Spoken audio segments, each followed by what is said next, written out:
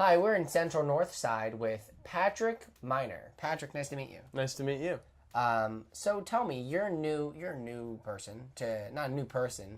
I mean, you've been born a while ago, but you're new to Pittsburgh.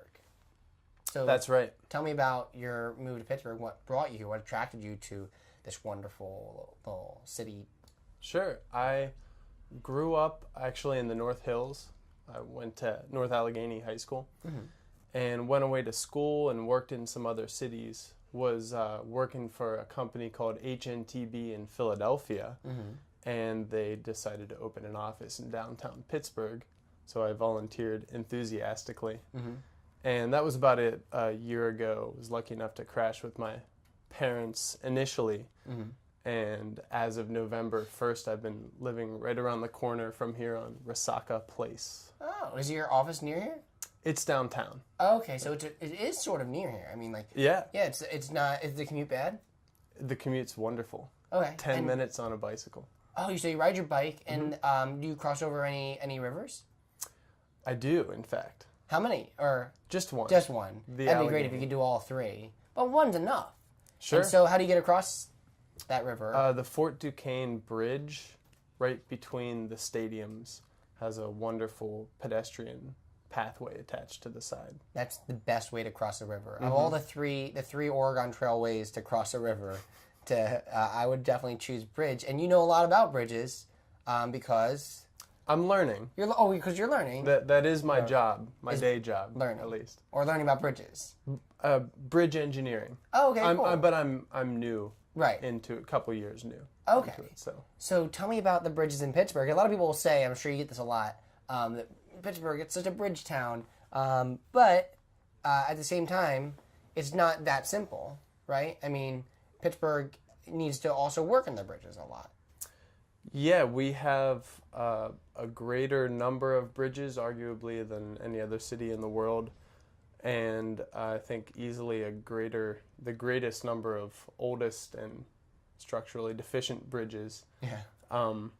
So there's a lot of work to do here, mostly in rehabilitation and replacement of existing bridges. Is that what your company does?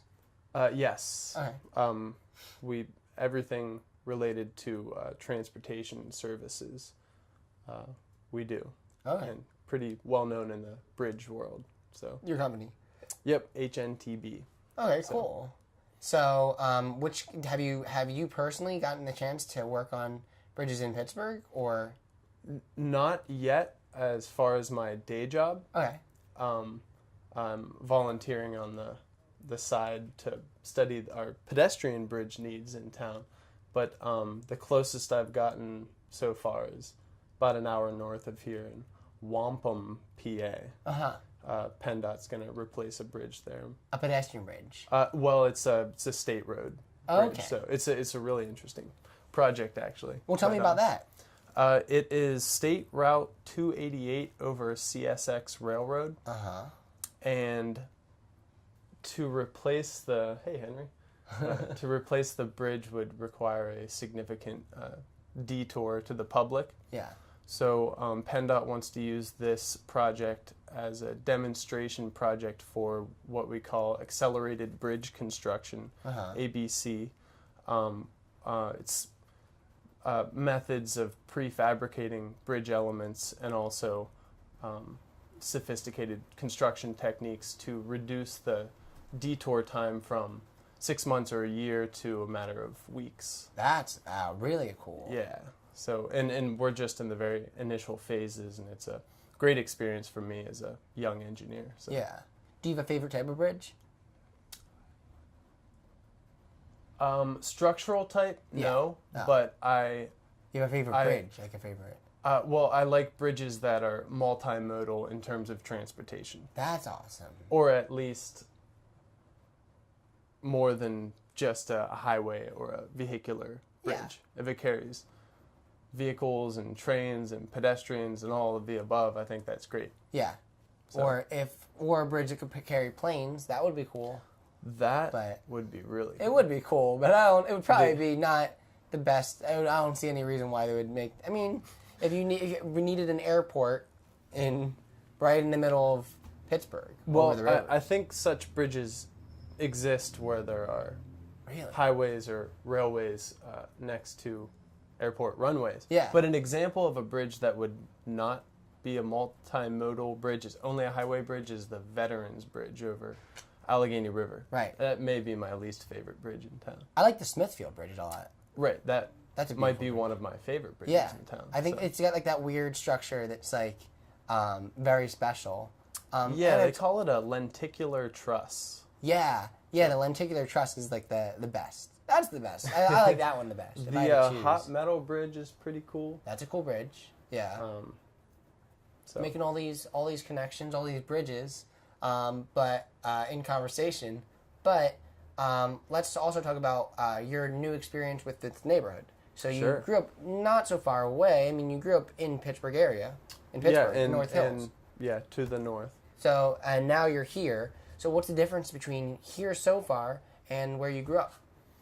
There's a big difference, and I am very conscious of it. I mean, this is the north side, especially the lower north side here, central north side in particular, the Mexican War Streets. This is a walkable area where you have an option to walk or ride a bike or drive a car or take mass transit depending on your needs. Yeah.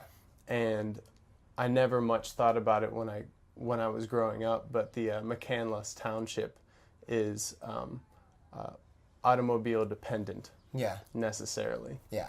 So that's one big difference, but I mean that's an objective difference. But along with that comes so many aspects of quality of life and the ability to really enjoy life and community that I very consciously chose to live in a neighborhood like the Central North Side here. Yeah. Wait. And close to work. Well, how is the quality of life good here? I guess.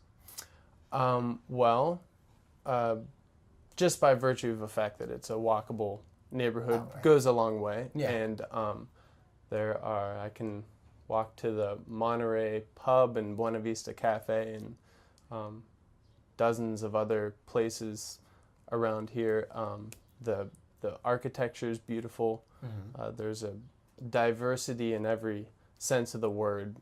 Different people, different architecture, economic, socioeconomic status. Yeah. It's just it's an interesting place, and it is absolutely safe. Based on my experience, I was talking to a woman at Monterey Pub last night. Her name is Gwen. I don't know her last name. She's lived on Arch Street for 3 or 4 decades, and she insists it's a very safe place to live also. Oh yeah, I think so. I mean, the name. So in this area, it's sometimes called the Mexican War Streets, right? Right. Okay, that name used to throw me because I thought that there was maybe It makes you some wonder. kind of Mexican war going on here. But there isn't.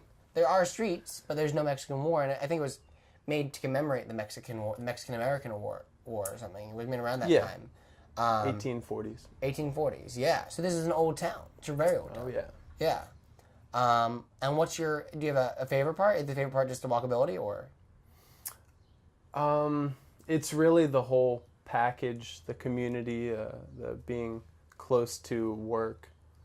I happened to, I was searching for a place to live all over the city, but the North Side was the first neighborhood I explored once I realized what a great thing we have here in the city of Pittsburgh, and I had a feeling that I would come back to the North Side, but the Craigslist ad that worked out just happened to be right here, renting a great little apartment. So, I love the whole package. Very cool. So come down, check it out. Check out the Mexican War Streets. Check out this area, it's an area to explore. Yeah. All right. Thanks a lot for taking the time to talk to me. And it's Matt. Matt. Great. Yes, Nice great to meet you.